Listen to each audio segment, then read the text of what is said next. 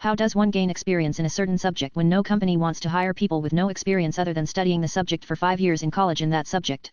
So I am/22/Dutch got my bachelor's in food science and technology in July 2019, in which I focused on R&D and quality assurance.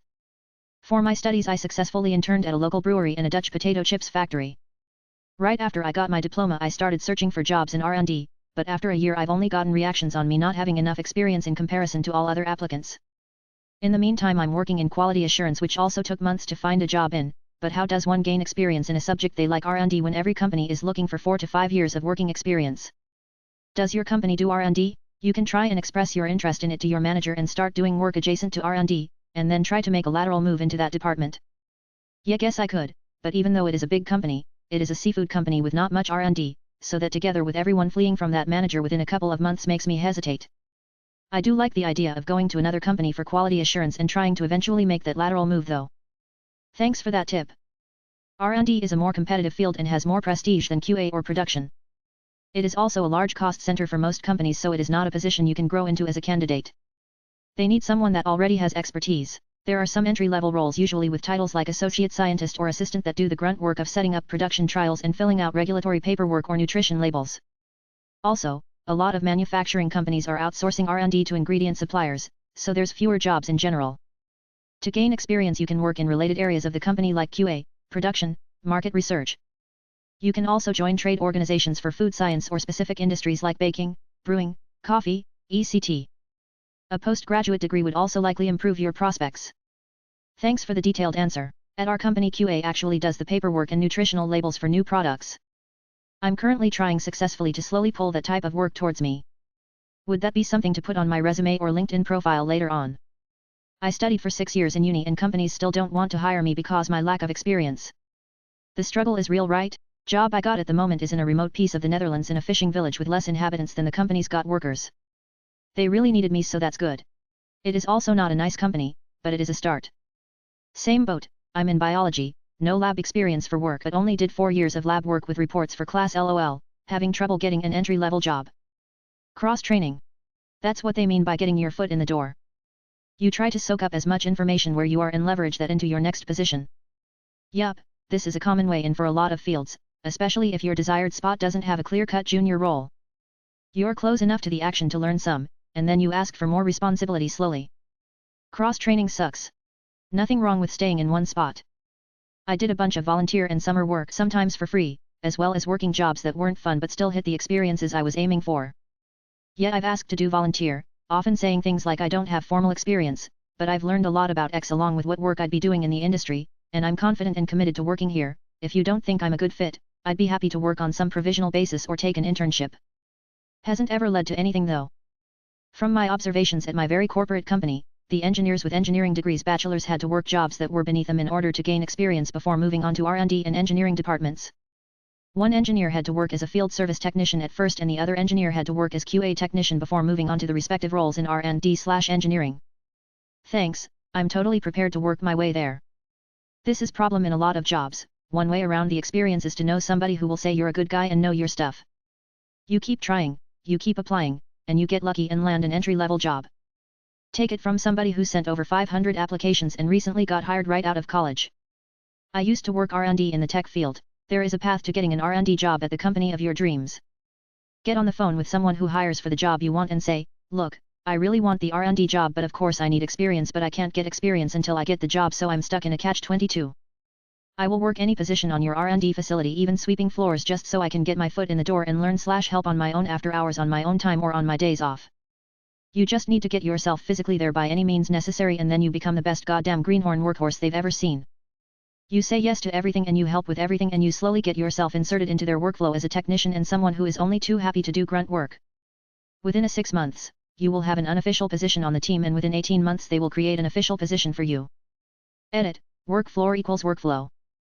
Damn dude, would that also work with calling the recruiter? Cause most companies in the Netherlands work through recruitment agencies. I usually just learn things on my own, but then I still don't have a job and I think most potential employers, and I have experiential evidence to back this, along with others' reports, either one don't believe you, even when you demonstrate that experience in conversation, as through an interview, or two just think you're a smartapants and don't want to hire you, perhaps because they're jealous of your genuine ambition and independence, or otherwise view that independence as running contrary to how they wish to use you as an employee. They may see you as someone who won't follow them blindly, basically. So yeah, I'll be interested to read some responses here. Wow, that's harsh. I'm definitely someone that likes to learn things for fun and thus mostly on my own. I've actually seen cases before with a friend who got hired at a company that turned out to be just doing it for the money and totally neglecting the quality. They are actually gone now though. Why would you not look for a position where you interned? Sadly, both breweries are really small and only work with internships for occasional projects. The chips factory I'm still in contact with, but they don't have a spot for me right now. Yes, this is why internships are so important. Hey fellow foodie, I can't tell you what the European atmosphere looks like, but at least my experiences in the U.S. having a portfolio really helps out. If you don't have projects from undergrad, one option is go to a professor you had a great relationship with and see if they have/know of opportunities or need help in their labs. Do what you can to add that kind of work to your resume and make sure they're foods you like. If you hop into an area you're not so hot about, you might not do a good job. It might be comparable to asking a pro snowboarder to compete in surfing or vice versa. While it is possible, there's a reason they do what they do.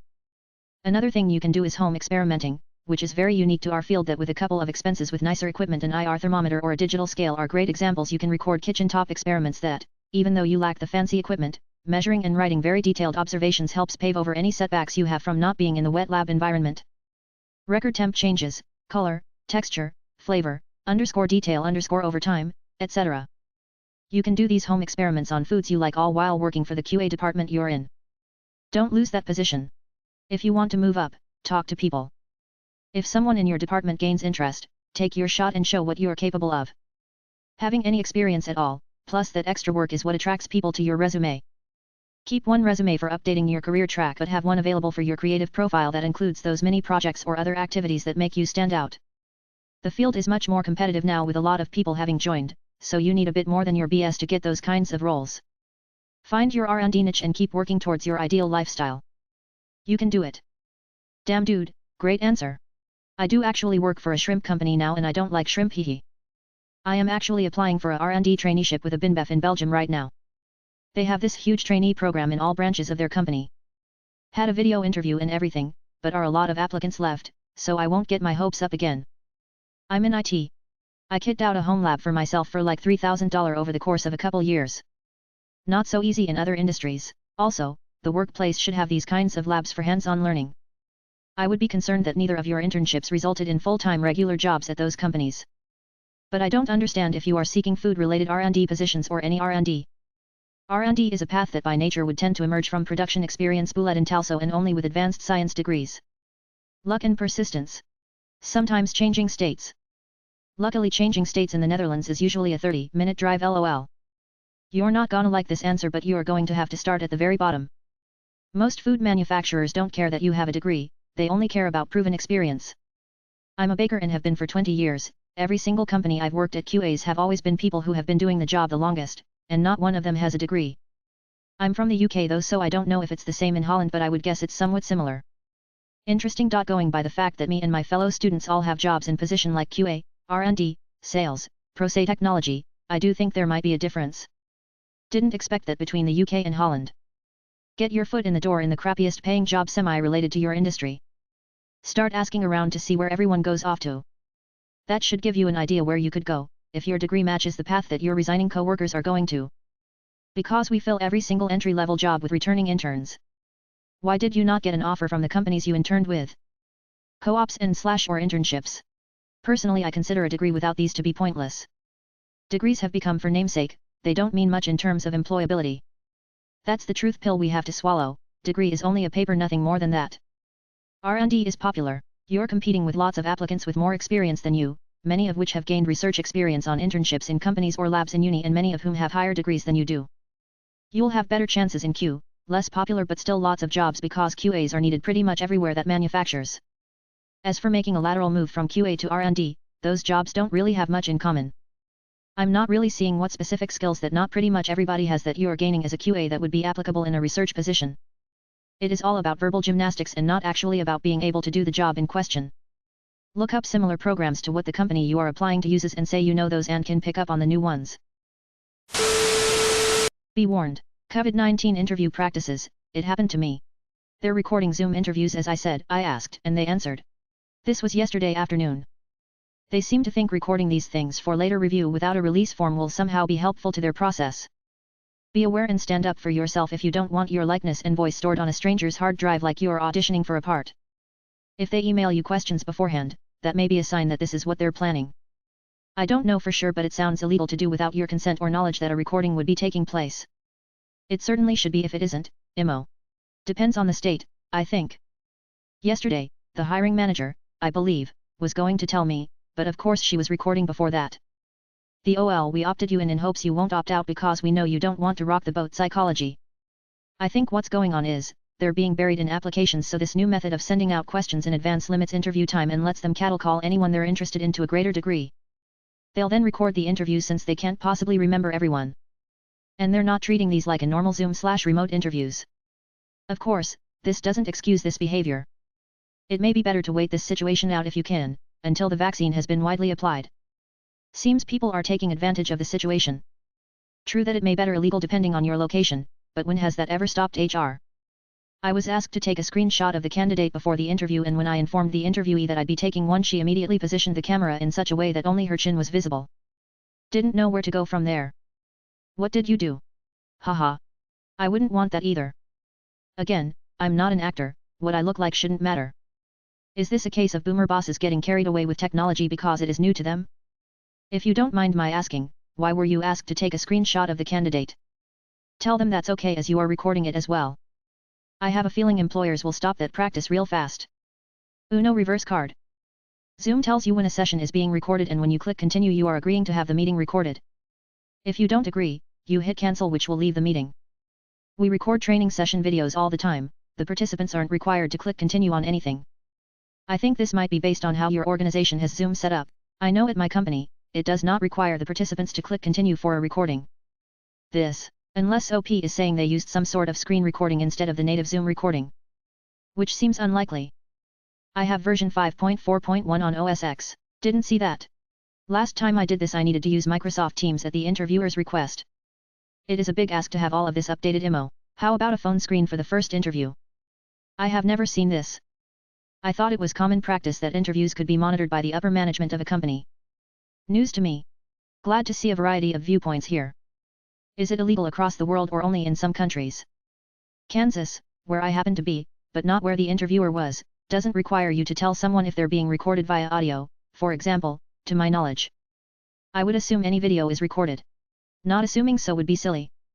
You give consent in any application you are using or when signing up for the interview process. I would guess when you submit an application you have also submitted any consent. Ew. Guess I'll be chilling until we get this situation straightened out, then. I was asked first if it would be okay, and they only did it because one of the search committee members could not be there but wanted to view the interview later. Yeah, that seems different. Vs yo, this is how it is now, take it or leave it. I'm with you on this, privacy is a big concern. I don't know what field these commenters are in, but recording interviews is not standard practice in my field. I don't why that would change in these times of COVID. If someone can't be there for my interview, then we should reschedule. Not record and save for later. Saving a video is a lot different than saving a resume. Hooray, agree 100%, it is a trend that doesn't even necessarily benefit them much IMO, but either way, they're arguably shrugging off formalities BC they feel in control in a poor job market and I'm not buying it. I don't understand the issue, nearly every conference room has security cameras and they are recording. I don't think I have ever worked for a company that didn't have security cameras. I see this as the same thing. We are recorded nearly every time we are in public. At the mall, red light cameras, toll cameras, etc. There is always someone watching. I wouldn't care if someone records me on Zoom. But that's my personal preference and my right. Everyone sees things differently. Indeed, everyone does, and it is your right, which you should exercise. To me, one issue today is that we have too much tech that could be used in ways we may not even be able to fathom yet. Do you want your face and voice to end up as part of some fake digital representation? Do you want an interview to be posted with your name as part of some viral video or revenge stunt? How about having your identity added to a database for facial recognition? Okay, but specific to the Zoom application, if you enter a meeting that is being recorded using Zoom's native recording feature, you now have to click continue on a dialog box that pops up informing you that you are being recorded. And to all the people complaining and saying they won't consent to this, what fields are you in that are hiring so robustly that you can just be like, nah, I'll go to the next place? BC, you don't want a video of you that literally no one wants to watch stored somewhere? We just hired a bunch of people and they sent me their folders with resumes, test results, and recordings so I can prep for training, and I haven't even considered watching the interviews. Okay, but specific to the Zoom application, if you enter a meeting that is being recorded using Zoom's native recording feature, you now have to click continue on a dialog box that pops up informing you that you are being recorded. Thad, no such box. And to all the people complaining and saying they won't consent to this, what fields are you in that are hiring so robustly that you can just be like, nah, it'll go to the next place? BC Udent want a video of you that literally no one wants to watch stored somewhere? We just hired a bunch of people and they sent me their folders with resumes, test results, and recordings so I can prep for training, and I haven't even considered watching the interviews. Yes, this happened to me recently. No consent form or anything. They told me that as they were wrapping the interview up. Okay, good. So I will show the team this interview in its entirety and get their opinion. Stay tuned. Alrighty, future boss, thanks for the no heads up. Yikes, you could ask them to delete it, but, unfortunately if you really need the job, that might hurt your chances. Sorry to hear that, they should have said something. That may have been illegal. I'm sure it's been said already, but I don't see the big deal. If you accept the position and are going to be doing customer service, all calls are recorded. If you're going to be working in a warehouse or even an office, these days all of your movements are recorded. There is always some way for a company to track you: company phone, vehicle, etc. So, I guess pick your battles. If you accept the position and are going to be doing customer service, all calls are recorded. If you're going to be working in a warehouse or even an office, these days all of your movements are recorded. I avoid those roles for that reason, to an extent. They have to inform you before they do that. And Zoom will tell you if you are being recorded. You can decline. And decline the interview in doing so, which is part of my point. Depending on locality, there can be no legal requirement to inform someone they are being recorded. This whole thread is ridiculous. Zong, they recorded my video with consent. Get a grip, or go enjoy that food bank. From reading your comments it sounds like you don't really want to work anyways. This 100% talk about priorities. Quick question: hiring manager or HR? Not sure about where you interviewed.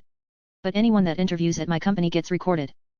Not for review, but in case of lawsuits accusing us of discrimination. Yikes.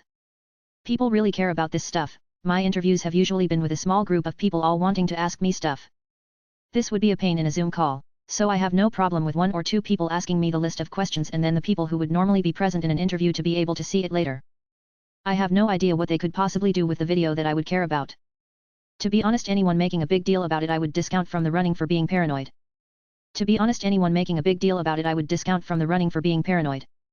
Exactly. Someone like me is paranoid for not wanting to be recorded for a job interview, especially without my knowledge or consent. I don't want to work somewhere where that's the perspective. People on boards will literally rewatch them with random losers in the office, pick you apart and make fun of you. At least, people at my old job did. Yes, it was extremely unprofessional. Like and subscribe for more Reddit content. Watch the next video at the top of your screen.